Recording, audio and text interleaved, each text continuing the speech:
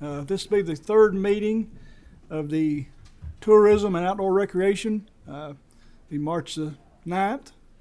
And so I'd like to welcome everybody. I know we had a little disarray getting in here a while ago, but that's all good. That's just business as usual. So I would ask everybody to silence their phones. I'd ask if you're going to speak on the bill to sign up and let us know. But if nothing else, at this time, I would ask them to call the roll. Representative All. Here. Representative Baker. Here. Representative Dotson. Here. Representative Pfister. Here. Representative Frazier Gordon. Representative Fugit. Here. Representative Grossberg. Here. Representative Lawrence. Yes. Representative Massaroni. Yes. Representative Pollock. Representative Reed. Here. Representative Roberts. Here. Representative Tackett Lafferty. Present. Representative Timoney. Here. Representative Truitt. Here. Representative Wesley. Here. Representative White. Here. Representative Wilson. Here. Representative McPherson. Here. Chairwoman King. Present. So we have a quorum. We're duly sworn to do business. I would make a point of personal preference here and like to thank Chairwoman Keene to be back, and glad she's doing better and glad she's here. And I know she's allowed me to step in, and after this she'll probably never do it again. So we've got one bill before us. It's Senate Bill 144, and if you want to come to the table and let yourself be known for the record.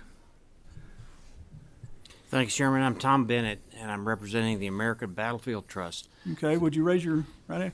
Do you swear to tell the truth, the whole truth? I do. Thank you. 3 years ago, you all created the Kentucky Battlefield Protection Program, and last year you funded it, and that money is used to match federal dollars and private dollars raised by the American Battlefield Trust.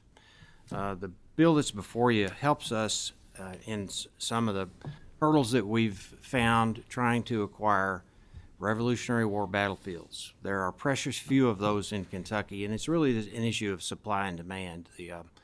We have about a dozen potential Civil War battlefields, but we only have a very small number of Revolutionary War battlefields, and this allows us to access, instead of a 1-to-1 match, we are going to be able to get a 1-to-3 match for Revolutionary War battlefields only.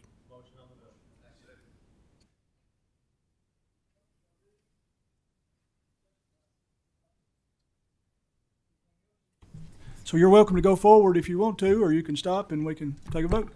I know when to take yes for an answer. All right. Is there any questions? Okay, Representative All, you have a question? Yeah, I just have a clarifying question on maybe a definition here. We're voting on the Senate committee subversion. Is that correct? So The Senate bill. Probably need to adopt the. do committee it. So substitute. There's no sub in the House. There's no sub in there. I'm sorry. yes, we were a little confused on whether we had a sub because I Well, thought we did have this is Senate bill. a this Senate bill. This is the So Senate bill there is a as sub. as amended by the committee. As amended sub. by the committee sub. Yeah. There was one. Yes. So my question is in the original Senate bill it says Civil War sites, and in the committee sub it says Civil War battlefields. Can you educate me on the difference between that language? Yes, sir. In some cases, there might be a site that's a house that someone knows was involved in the Civil War. It might have a bullet hole in it. I can take you to one in Princeton, Kentucky. Okay. And they protect that as a Civil War site. The trust is really more interested in actual sacred ground where people fought and died on both sides. Okay. Would Go ahead. would a place like Camp Nelson be eligible if it was sites versus battlefields? Yes, it would. In fact, we have, in 2 years ago, before Camp Nelson became a national park, we actually purchased property at Camp Nelson. Okay. And just, I'm glad to see this one includes the Underground Railroads. I don't think our original House bill did not. So, thank you. Yes, sir. Representative Tackett Lafferty? Yes, I have a question. This says dollar for dollar on Civil War battlefields. What is the current match? Is there something currently? Well, the current match is 1-to-1. Okay. Okay. And typically, when the American Battlefield Trust is involved, we provide more than the one because we bring private dollars as well. We have a lot of donors in Kentucky. Well, we have thousands of donors across America that help us acquire these sites. Okay. Okay, thank you very much. Yes, ma'am. Any other questions? If not, please call the roll. Representative All, Aye. Representative Baker. Yes. Representative Dotson. Yes. Representative Pfister. Yes. Representative Frazier Gordon. Representative Fugit. Yes. Representative Grossberg. Yes. Representative Lawrence. Yes. Representative Massaroni. Yes. Representative McPherson. Yes. Representative Pollock. Representative Reed. Yes. Representative Roberts. Aye. Representative Tackett Lafferty. Explain my vote. I'm going to be voting yes. I feel like this is probably a fantastic bill. We do have a battlefield in my district, and I have reached out to the folks who help preserve that battlefield. I just wanted to kind of get their thoughts. Middle but- Fork. I'm sorry? Is it Middle Fork? Which one is in your district? It's Middle Creek. Middle Creek. Yes. And so I've reached out to them just to kind of get their thoughts, but I anticipate no trouble. I just wanted to kind of explain that on the floor today. Right now in committee, I am a yes, but I am waiting to hear from my folks at home. Thank you, ma'am. you. Representative Timoney. Yes.